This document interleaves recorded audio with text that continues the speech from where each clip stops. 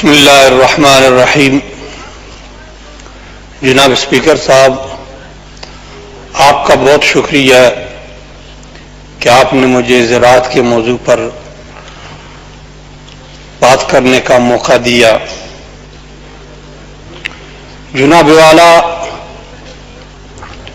زراعت پاکستان کے لیے انتہائی اہمیت کا حامل ہے، اور یہ حقیقت ہے کہ اس جانب کوئی توجہ نہیں دی جا رہی۔ پچھلے 2 سالوں سے اس مسئلے پر ہر کوئی بات کرتا ہے۔ اسی طرح پچھلی اسمبلیوں میں گفتگو ہوتی رہی ہے، لیکن ایک جامع پالیسی بنانے سے حکومت قاصر رہی ہے، اور اس دفعہ بھی خدشہ یہی ہے کہ معزز ممبران تقریر فرمائیں گے اور آخر میں منسٹر صاحب تقریر کریں گے اور بات ختم۔ جناب اسپیکر صاحب، گزارش یہ ہے کہ جو زراعت سے جڑے افراد یا محکمے ہیں ان کو بلایا جائے، جیسے خزانہ ہے، کامرس ہے، بجلی ہے، لائیو اسٹاک ہے، ان کے وزراء اور ان کے سیکرٹری صاحبان، اور جو معاملات زراعت سے متعلق ہے، جیسے بجلی کا معاملہ ہے، سبسڈی کا معاملہ ہے، یا اجناس کی برآمدی کو یقینی بنانے کا معاملہ ہے، یا پانی کی فراہمی کا معاملہ ہے، اس پر بحث کی جائے اور اہداف تعین کیا جائے، اور حکومت سے ماہانہ رپورٹ لی جائے، جہاں جو کمی ہے اسے پورا کیا جائے۔ اور میں یہ بھی کہتا ہوں کہ منسٹر صاحب نے جو پہلے تقریر کی اور تقریر میں جو تجاویز دی اس کو عملی جامہ پہنائے۔ جناب اسپیکر صاحب، آج ستم ظریفی یہ ہے کہ پاکستان ایک زرعی ملک ہے، لیکن چیزیں باہر سے منگواتے ہیں، دالیں باہر سے منگواتے ہیں، اور اس دفعہ گندم کی کمی کو پورا کرنے کے لیے باہر سے گندم منگوایا جا رہا ہے۔ میرا ایک سوال ہے جس کا میں منسٹر صاحب سے یا متعلقہ اس کے سیکرٹری صاحبان سے یہ جواب میں ضرور چاہوں گا کہ پاکستان کے جو کسان ہیں ان سے فی من گندم کتنے کی خریدی گئی، اور جو باہر سے منگوا رہے ہیں وہ فی من گندم اس کی قیمت کیا ہے، تاکہ قوم کو پتہ چل جائے کہ یہ محکمہ کہاں تک عوام کے ساتھ یا پاکستان کے ساتھ یا کسان کے ساتھ مخلص ہے۔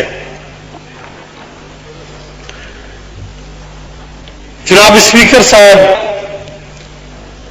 آج بلوچستان میں زراعت زبوں خالی کا شکار ہے،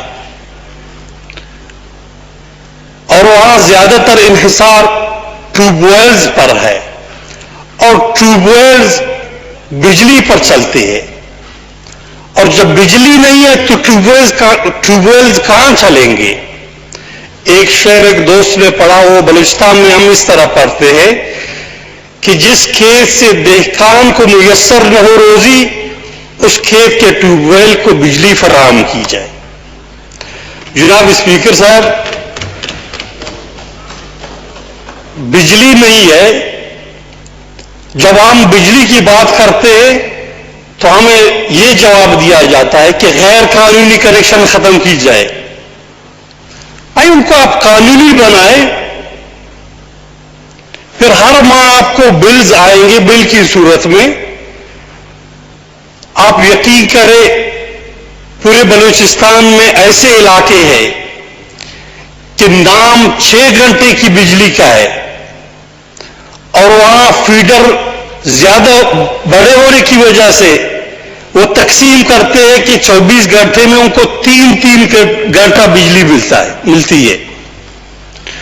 تو آپ اندازہ کریں کہ 3 گھنٹے کی بجلی سے وہاں وہ زراعت کے لیے، اپنی زمینداری کے لیے، اپنے زمینداری کو بچانے کے لیے کیا کریں گے؟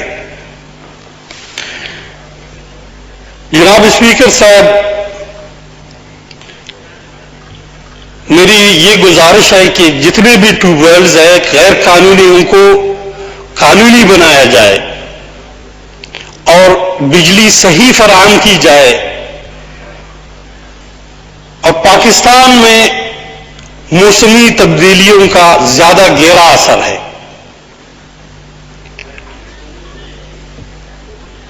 اور اس سے ہماری زراعت بھی شدید متاثر ہے۔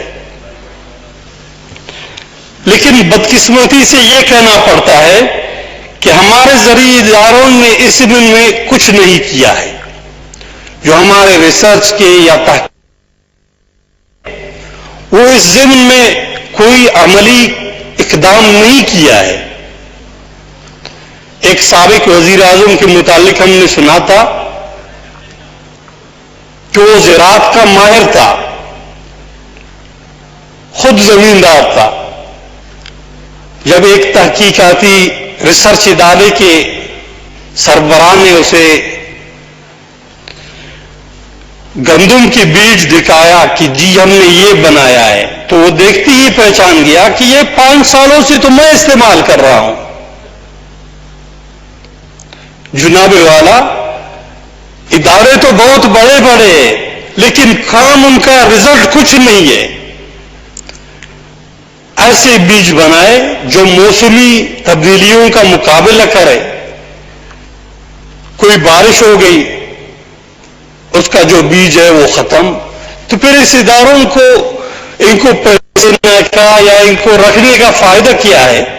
مہربانی کریں آپ ان کو ٹائم دے دیں، کتنے مہینے میں، 2 میں یا 3 مہینے میں وہ اپنا رزلٹ دکھاتے جائے، اور خاص کر عوام کے نمائندوں کو یہاں یا پوری قوم کو وہ اپنا رزلٹ بتائے کہ جی ہم نے یہ تحقیق کی، ہماری تحقیق سے یہ فائدہ ہوا۔